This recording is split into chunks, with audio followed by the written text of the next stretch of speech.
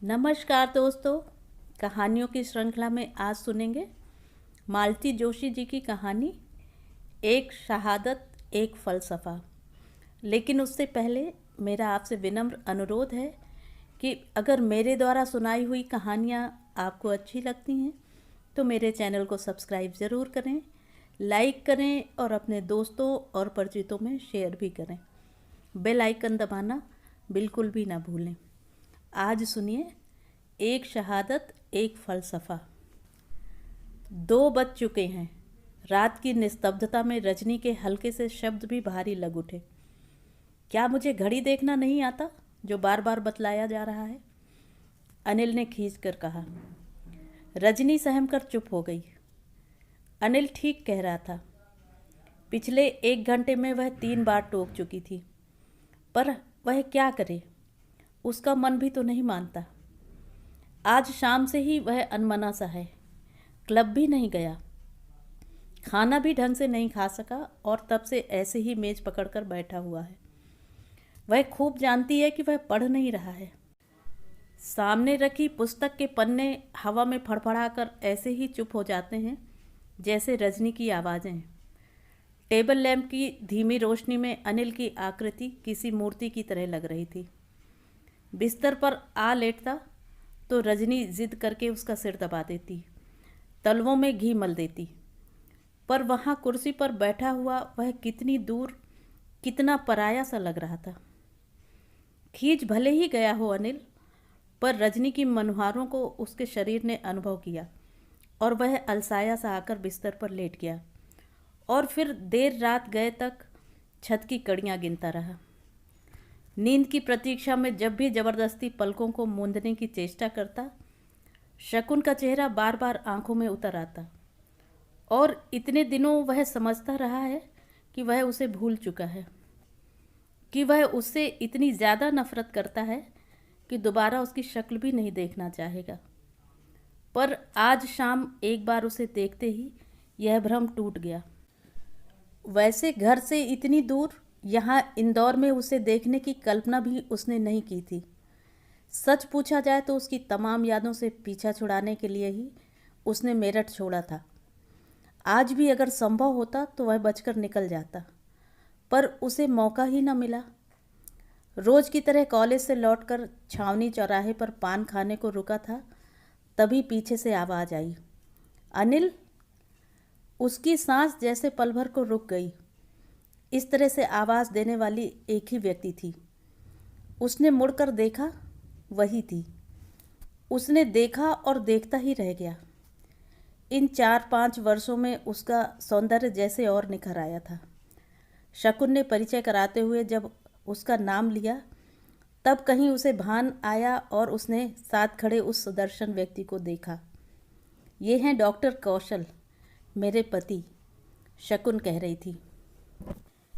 Very glad to meet you, doctor साहब ने हाथ मिलाते हुए कहा। अनिल का ठंडा हाथ था, डॉक्टर का हाथ एकदम गर्म था।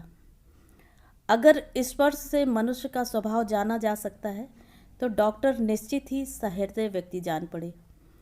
और यह है हमारी पिंकी। पिंकी बेटे, अंकल से नमस्ते करो।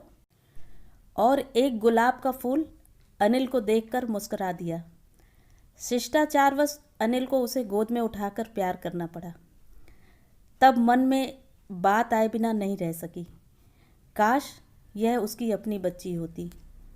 फिर डॉक्टर साहब ने बतलाया था कि वे अपने मामा जी के यहाँ शादी में आए हुए हैं। रेडियो कॉलोनी के पते पर अनिल को आने का निमंत्रण भी उन्होंने दिया। उनके विदा होने पर अनिल घर लौटा था, पहले से भी अधिक उदास, अधिक लुटा हुआ। घर आकर भी तो वह आश्वस्त नहीं हो पाता कभी, हमेशा ही घर से भागा भागा रहता है। सबसे ज़्यादा डर लगता है उसे रजनी से, उसकी आँखों से। उन आँखों की भाषा वह खूब समझता है। उन आँखों के मौन अभियोग से वह सहम जाता है। दरअसल वह रजनी को पत्नी के रूप में नहीं, माँ की बहू के रूप में ब्याह लाया था और इसी तरह निभा भी रहा था। सब कुछ जैसे मात्र कर्तव्य हो। दूसरे दिन सोकर उठा तो आंखें लाल थी और सिर भारी था। माँ ने 3-3 बार शरीर छूकर देखा और फिर हुक्म दे दिया कि आज कॉलेज नहीं जाएगा। हमेशा माँ की ममतामयी जिद को जिरह से पस्त करने वाला अनिल इस आज्ञा को गनीमत जानकर 2 दिन तक घर में मुंह छिपाकर पड़ा रहा। बंदी शेर की तरह कमरे में चहलकदमी करता रहा। माँ और पत्नी की मनुहारों को झिड़कता रहा। उसकी उपस्थिति से घर में एक तनाव का सा वातावरण हो गया। खुद उसका ही दम घुटने लगा और तीसरे दिन वह रोज की तरह 10 बजे कॉलेज के लिए चल पड़ा। उस दिन अंतर महाविद्यालयीन क्रिकेट में विजयी होने की खुशी में कॉलेज 2 बजे ही बंद हो गया। खाली समय एक पहाड़ की तरह अनिल के सामने खड़ा था। घर वह जाना नहीं चाहता था। क्लब का समय दूर था। मन मारकर वह महात्मा गांधी रोड पर विंडो शॉपिंग के लिए चला गया। शाम को रंगीनी और हलचल से भरा बाजार दिन के समय एकदम सुस्त लग रहा था। अनिल पूरे बाजार में एक चक्कर लगाकर लौट ही रहा था कि वही आवाज़ आई, अनिल। उसने देखा नावल्टी में वह खड़ी थी। पति और बच्चे भी साथ ही थे। प्लीज़ अनिल, हमारी ज़रा मदद करो तो, कोई अच्छा सा प्रेजेंट बताओ। मेरी तो कुछ समझ में नहीं आ रहा। इनकी समझ में नहीं आ रहा और दूसरों की समझ पर भरोसा नहीं है। 1 घंटा पूरा हो गया, पिंकी भी परेशान हो गई है। डॉक्टर साहब ने कहा, आप दोनों सोचिए, मैं तब तक पिंकी को एंटरटेन करता हूँ। अनिल ने बचाव करते हुए कहा, पर वह हुआ नहीं। पिंकी पापा का साथ छोड़ने के लिए तैयार नहीं थी।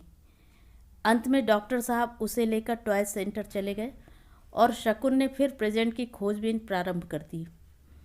बहुत देर बाद शकुन ने अनुभव किया कि अनिल सिर्फ हाँ ना के सिवाय कुछ नहीं बोल रहा है। चलो दूसरी जगह देखते हैं, कहती हुई वह नीचे उतर आई। अब तक नाराज हो? शकुन ने सड़क पर आते ही पूछा। कम से कम इतना हक तो मुझे है ही, अनिल ने कड़वाहट से कहा। शकुन का चेहरा सफ़ेद पड़ गया।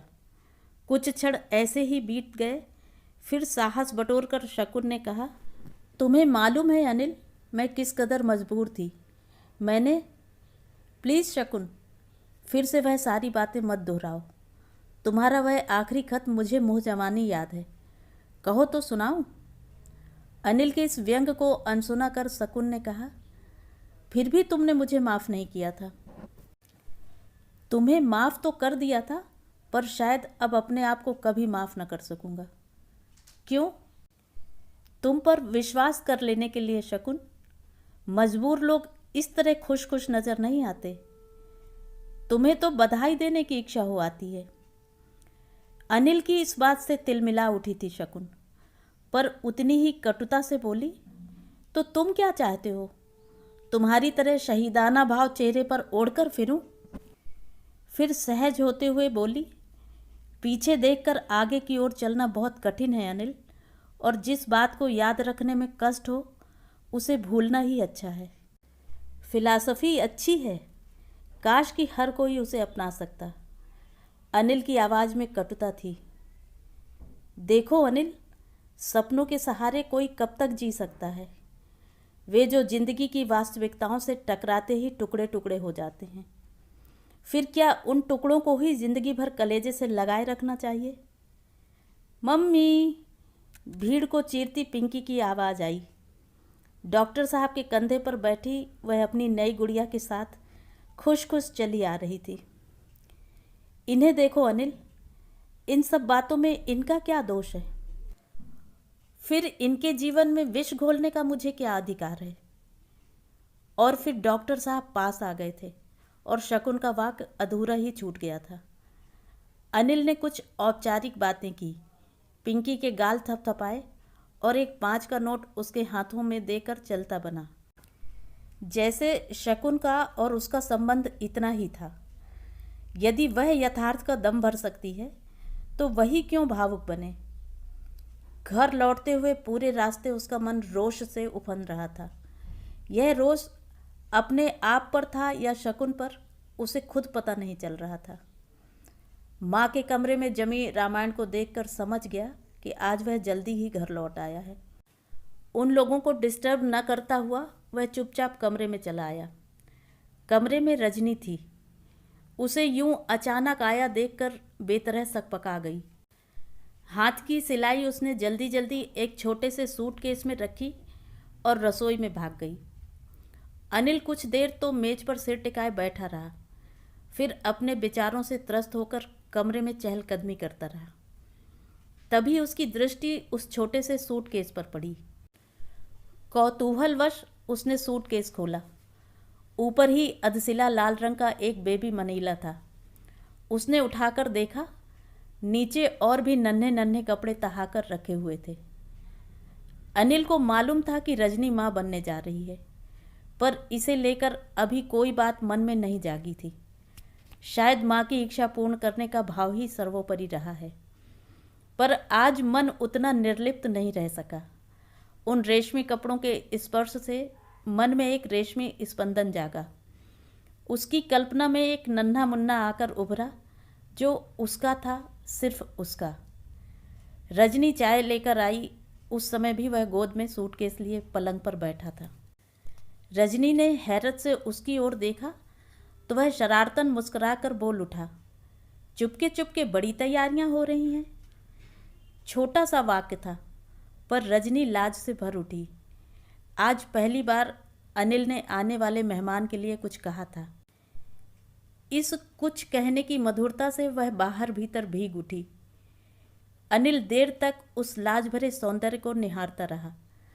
उस समय वह उसे शकुन से भी ज़्यादा सुंदर लगी। उसे अपने ऊपर कोफ्त हुई। क्यों हर बात को वह शकुन के ही संदर्भ में सोचता है। उसे शकुन पर भी कोफ्त हुई, जो उसकी जिंदगी के प्रत्येक क्षण पर अपनी मुहर लगाकर यूं अलग हो गई है और अब जिंदगी के यथार्थ का फलसफा छांट रही है। किस मासूमियत से पूछ रही थी, अनिल, इन सब बातों में इनका क्या अपराध है? फिर इनके जीवन में विष घोलने का मुझे क्या अधिकार है? उसका यह प्रश्न घंटियों की तरह अनिल के मस्तिष्क में बजने लगा। वह अपने आप से भी तो पूछ सकता था यही प्रश्न, और उसका उत्तर क्या देगा वह? इसका उत्तर शायद इसी प्रश्न से बचने के लिए उसने रजनी के घने बालों में अपना मुंह छिपा लिया। तो ये थी कहानी। कहानी आपको कैसी लगी? कमेंट करके ज़रूर बताएं।